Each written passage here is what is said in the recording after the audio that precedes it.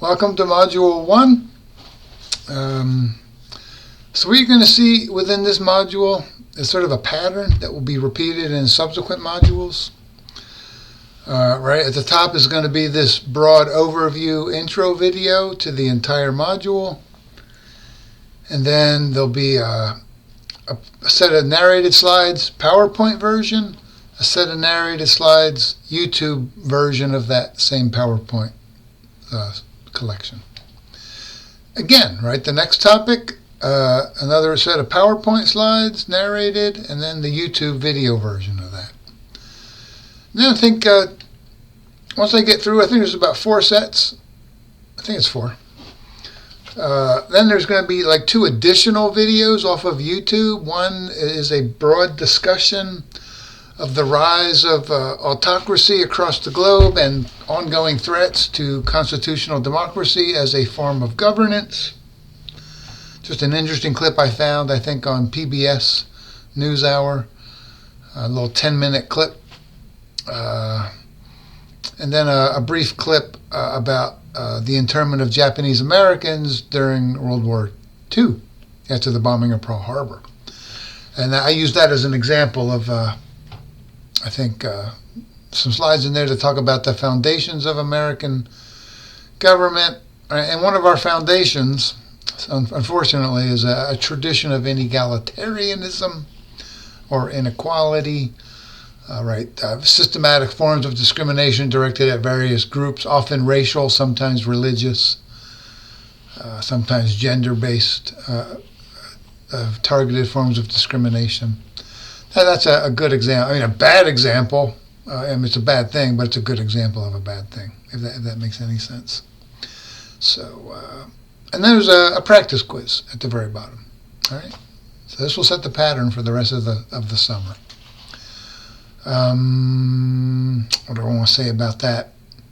Yeah. So make sure you cover this material in conjunction with Chapter 1, American Government 3E. They do a nice job in that chapter.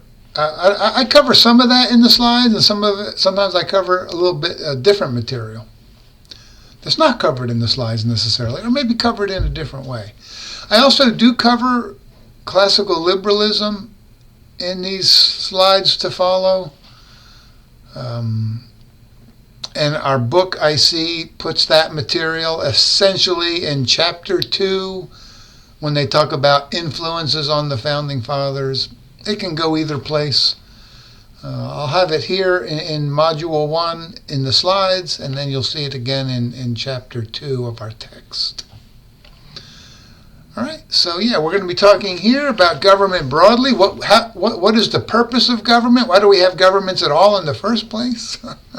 How did we get from the state of nature to a state of organized human societies that required some form of governance?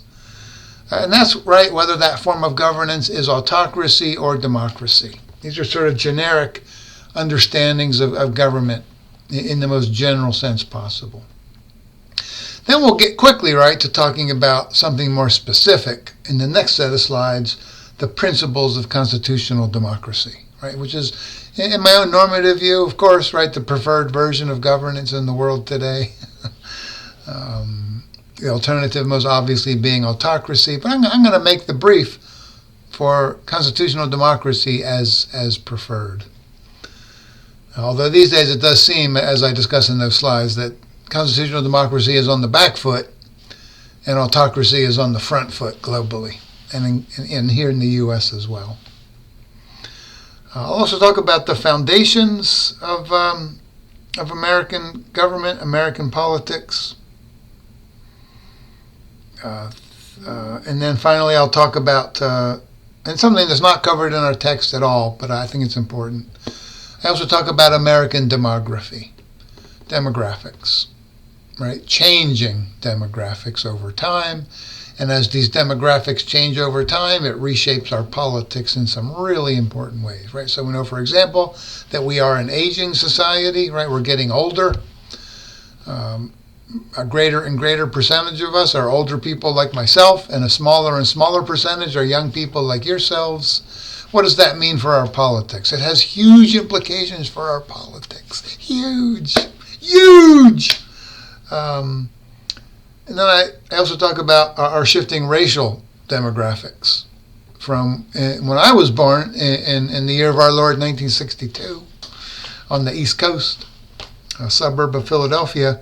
I think America at that time, 1962, I know you can't believe it, right? That dude's 62, get out of town. But it's true. I'm 62 and hanging in there, I hope. America was 90% white at that time. 90%. We were an overwhelmingly white nation. And today, right, it's a very different sort of demographic, isn't it? We're much more racially diverse. I think whites now make up about 57% of the total population. Followed, of course, right, by the Latino community at around 21%, the black community about 13%, Asian Americans, I think, around 6%. That's a big change, largely because of a shift in immigration law in the year 1965. Right, the 1960s were a turbulent decade, weren't they? And part of that turbulence was the rise of various social movements that helped democratize America, an unalloyed good, as we became fundamentally democratic. Right, we started to include various groups that hadn't really been included before very much in the American experiment. We'll see that the Constitution's preamble talks about we the people in order to form a more perfect union. That begs the critical question, right? Who constitutes we the people? Center stage. Right, at the outset, late 18th century, right, it was propertied white men, obviously. Who was at the convention in Philadelphia in 1787 drafting our founding Constitution? Propertied white men. Right, and since then we've tried to become more democratic, to include other groups as well in power and politics. And so yeah, that shift really accelerated democratization in the 1960s. And that immigration law basically got rid of the racial elements of our previous immigration policies, which seem to be moving back towards these days, by the way. And so that made it possible, for the first time in our history, for large numbers of people of color to immigrate here without racial restrictions from predominantly, it turns out, Latin America and Asia. And that really transformed our racial demography right up to today. Some see that as a good thing. The more diversity, the better. Others see it clearly as a threat. Need I look no further here than the current presidential administration, where that's the keystone of their appeal. It has broad appeal to the American people, right? This notion that we're too diverse and we need perhaps less diversity, less immigration.